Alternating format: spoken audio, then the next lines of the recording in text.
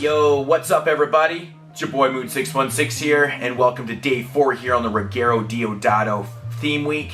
I am your host Moodz616, and thank you once again for stopping in, guys. Alrighty, yeah, for day 4, moving along with the week, and for day 4 we've got a completely different type of film. This one isn't per se like a horror film. This is more like a, I want to say like a sex crime thriller, like it says on the back of it. It's precisely what it is. I was doing a little bit of reading up on this one. This movie was released in 1975, and I believe it's actually like loosely a remake of Roman Polanski's A Knife in the Water. It was a Polish film that came out like in the early 60s, a black and white film. Basically the same premise, so this is kind of like the Italian version, Ruggero Deodato's version of that story. And yeah, this one was actually written by Lamberto Bava, which is super fucking cool. Yeah, but yeah, from 1975, and this one is called Waves of Lust. Now you pretty much know what you're going to get yourself into with a title like that, a cover like that, and it being a sex crime thriller. I just do want to apologize if you see any naked boobies on the menu back there. Sorry. But yeah, getting into the plot of this one, it basically has 4 main characters in this film. Your 4 main characters are Irene and Barbara. They're kind of like a couple per se, but they're not really together. Like, they're kind of traveling around together, but you know, they're free to do what they want, really. Anyways, they befriend this couple by the name of Giorgio and Sylvia. Giorgio is an older fella. He's, you know, a really rich type, arrogant prick. He's basically that type of character that you fucking can't stand. He's got really nothing going for him except for that he is rich, and people kind of flock to him because of that. But the thing with Giorgio is that, you know, on top of being a rich, arrogant asshole, he has a lot of problems with his wife. He likes to mentally and physically abuse her wherever, out in public, behind closed doors, wherever. You know, and on top of that, he's, of course, an alcoholic dickhead, too. So anyways, the young couple, Irene and Barbara, they kind of meet up with this couple. They just kind of see them on this island or whatever. And they befriend them, they have dinner and stuff like that. And Giorgio invites the couple to go on like a cruise because he's got a yacht out there and stuff because he's super rich. Not really knowing exactly what's going to happen on this trip and whatnot, the couple agrees to go. Right away, you kind of notice that Barbara's really into Giorgio. She's kind of playing footsies with his dick at the table and stuff like that. So you know right away that things are kind of loose between, you know, her and her male friend and stuff like that. So anyways, they get on this boat, and basically it turns into kind of like a sex parade. And it's a very interesting structure to the film because you know Giorgio and Sylvia are married, but at the same time, he does what he wants and she kind of lets him. So like, he's kind of flirting with Barbara, and partners are being passed around and whatnot and stuff. And yeah, it's kind of one of those deals. So they're on this boat, they're cruising around, they start doing some scuba diving, they start switching partners, doing a whole pile of stuff. One thing leads to another, and you know, maybe a plot kind of builds to get rid of Giorgio and stuff like that. But yeah, so that's basically the main, you know, plot of the film and stuff like that. So now my thoughts on this one. It's a very interesting type flick. Like I said, the most intriguing thing about this movie is not really knowing what the characters are all about. You don't really understand, like, you know, even Giorgio, where he's coming from, because, you know, he doesn't want to allow Irene, the guy, to, you know, get with his wife until he says it's okay and stuff like that. Barbara, you know, she is kind of with her, you know, Irene, but wants to be with Giorgio.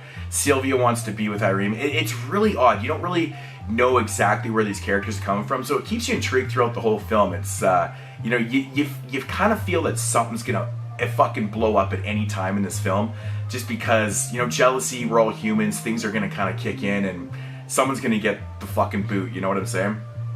But, yeah, so that's a very intriguing aspect of this film. Just the characters themselves are very intriguing. Giorgio, like I said, he's a fucking complete asshole. Every scene in this film, he's smoking, he's drinking, he's drunk. He's being an asshole, arrogant prick. You know, he's beating on Sylvia. The thing with Sylvia is she's an interesting character because she totally has that beaten wife syndrome type deal. You know, you can't really feel that much sympathy for her because you're like, why the fuck don't you just get out of there kind of deal. But you know, there's a lot of foreshadowing in this movie too and stuff like that. I won't say any of the lines, but you know, it's just with her character and stuff, you can kind of see why she's still with him, because he's obviously, you know, he's the golden ticket, you know, and stuff like that, and she respects that to a point and stuff. But yeah, this movie is actually pretty entertaining. Like, everybody knows how much I love movies that are set on boats. This is awesome. I love the yacht that was used. The setting is beautiful. Really, really beautiful tropical type area and stuff like that was used. I have to say, some of the underwater cinematography in this film, which I think is actually being played on the screen right now, is really great, man. Really good stuff. I really enjoyed how they did it. Really cool stuff with cave diving and a whole pile of stuff. And yeah, it was really well done. You know, it's definitely not like, you know, a super low budget type film. You know, and with that said, of course, this movie isn't without its sleaziness. Now, this one has tons of nudity in it. I even read in the booklet that comes with this Arrow edition that Ruggero Deodato was actually quite nervous about, you know, filming naked people, because the script just called for a lot of nude scenes and stuff like that. And there really is, man. Almost every scene in this movie has tits and ass and muff in it. It's pretty wild, actually, I have to say. Yeah, like the most intriguing thing about this film is the characters themselves, and just kind of the plot and just the progressiveness of, you know, the sexual kind of orgy that's going on throughout this film. It's pretty interesting, man. This is definitely a very different type of film for Ruggero Deodato to do. Like, he had done films previous to this one. This is probably the first, like, very notable film that he'd done in his career.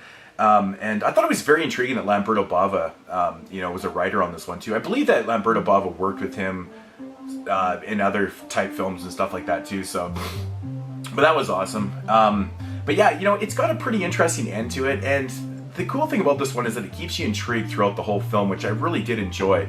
I think that's awesome. So, definitely not for everybody. If you don't like your sex crime type thriller deals, you know, this one definitely isn't like a horror film. But that was kind of the point of this week. I wanted to kind of explore like all of, you know, types of Ruggero Deodato films, because like I said in the first review, he's done a whole pile of different type of genres and stuff like that. But yeah, if you like Italian films, man, this one was really intriguing.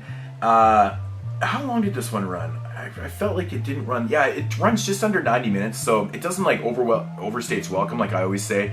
I think it is actually pretty good length, and I love the ending in the film too, man. The ending was kind of cool.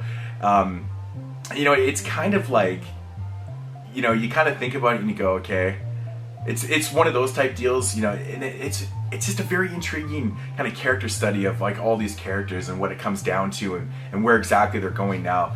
Don't want to ruin anything, but yeah, Waves of Lust, man, really cool stuff. It really wants me. I really want to check out the Roman Polanski film, Knife in the Water, now. So, you know, I'm sure it's definitely not as sleazy as this one. Probably is not even close to it. But yeah, if I had to rate this one, I'd probably give it. I'd give it about a 7 out of 10. I really enjoyed this one. Generally, I'm not like the hugest fan of these sexploitation type films. Like, I really do enjoy them for the most part, but some of them are just a little too much for me. But I really enjoyed this one, man. I think it's more the setting and just, you know, being in the water and, you know, the beach activity, and I just really enjoyed this, man. I thought it was fantastic. The boat was really awesome that they used too.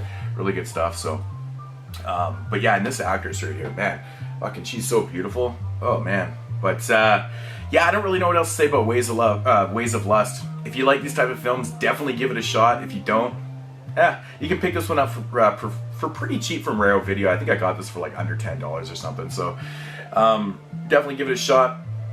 Yeah. All right. So that's gonna do it for day 4. I think that's pretty much everything. I don't want to ruin anything, but you know what you're getting yourself into. Lots of tits and muff in this one, man. It's just it's so funny, man. It's like so much nudity. But anyways, guys, it's gonna do it for day 4 here on the Ruggero Deodato theme week.